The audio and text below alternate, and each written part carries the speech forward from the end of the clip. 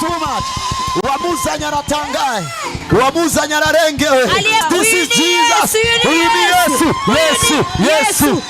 Ni bande bicaye hariya. Wanani wameketi kule. Babonye umuntu bagenda bakwega amaguru adatambuka. Wa muntu nguyu aratambutse. God can do only what God can do. Prophet. Nabii. Ni ntaho idasanzwe kuri uno mwana. Bari ku ishure bariko barasenga.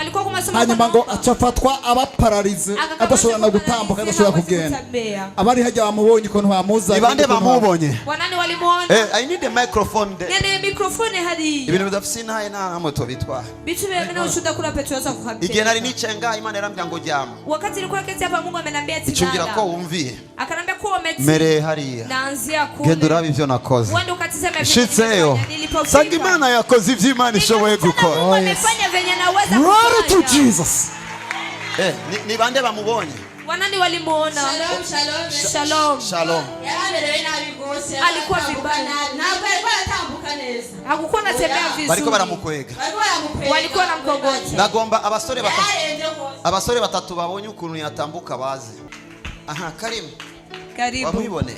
Karimu umemjionea. Bamwibone. Ego namubone. Yako mfata. Abasore babiri bari kumwe. Kuna vijana wawili wako pamoja. Hao vijana wawili wako pamoja wako wapi? Ngwino uwo bari kumwe wewe. Mwenye walikuwa pamoja hivyo. Abasore babiri. Zanana nao. Ndatangaje. Ninatangaza. Imukijijira gukijije. Aliyemponya na kuponya.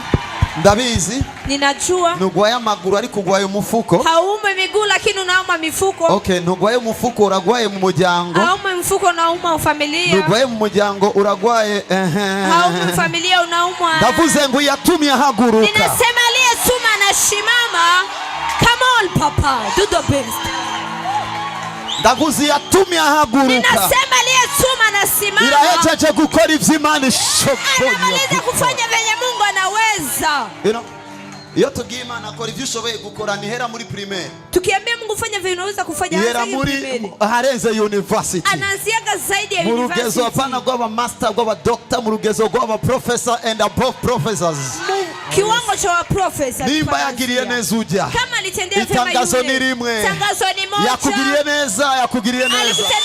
Alikutendea vyema. Oh yes. Listen. If you dashoboye kubonera nga. Zenye uwezi kuonera. Urabisanga muhira. Utavikuta nyumbani.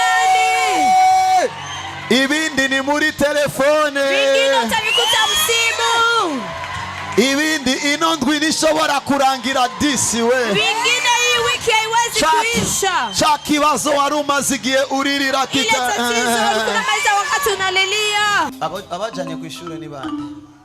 Ni byagenze gute? Bidendekaje. Prophet twari turi muri groupe biblique tuko turasenga. Sangapi? 13h dutashe. Sasa tunatoka. Tuko turasenga. Tuko tunaomba. Tuko turasenga duhejeje guhimbaza no gutazira. Tunamaliza kuabudu na kusifu. Hatuna bateri. Acha tubona araryamye. Tukaona analala. Wakatubwira ati ngo ashaka amazi yo kunywa. Wakatambia ngo anataka maji ya kunywa ya baridi wakampatia. Akamabandanya aryamye. Akaendelea kulala. Tukaenda hata nyumbani analala. Duhejeje abado groupe bacha baramufata. Wadogo wakamkamata wakaanza kumwombea.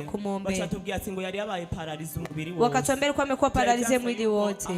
Bilikuwa imekataa simame. Mu ma 17h chadukorana hamwe dutangura gusenga. Saa 11 ulikuwa mgali ku masomo. Iyo yambaye niko nyene yari yaje kwishuri. Ndio kisa alikuwa amekuja amevaa ku masomo hivyo hivyo. Kama tuko turasenga abadaimo bachavuga ati ngo bashaka gupfa uko nyene atabwe ngafise afe yangara. Cyo tuzamubwira ati ngo wapi ngo ivyo ntibishaka kuba. Bachatubwira ati ngo tugiye naho aza kuguma ari paralize igihimba cyo bohefo hamwe n'amaso. Abo twari turi kumwe bachatubwira ati katumutware kwa muganga. Gendanga ngo tumugumize ngaha ndavyanka byose. Chandabwira ati turafise Kristo no musikuri egirizi wacu. Nikambe tuko na kiti leo kanisa limetu leta mpeleka. Zani bibazo kwa Yesu. Leta matatizo kwa Yesu. Zani bibazo kwa Yesu. Leta matatizo kwa Yesu. Zani bibazo kwa Yesu. Leta matatizo kwa Yesu. Zani bibazo kwa Yesu. Leta matatizo kwa Yesu. Zani mitwaro kwa Yesu. Leta mahitaji kwa Yesu. Zani mitwaro kwa Yesu. Leta mahitaji kwa Yesu. Zani mitwaro kwa Yesu. Leta mahitaji kwa Yesu. Zani mitwaro. Zana marira.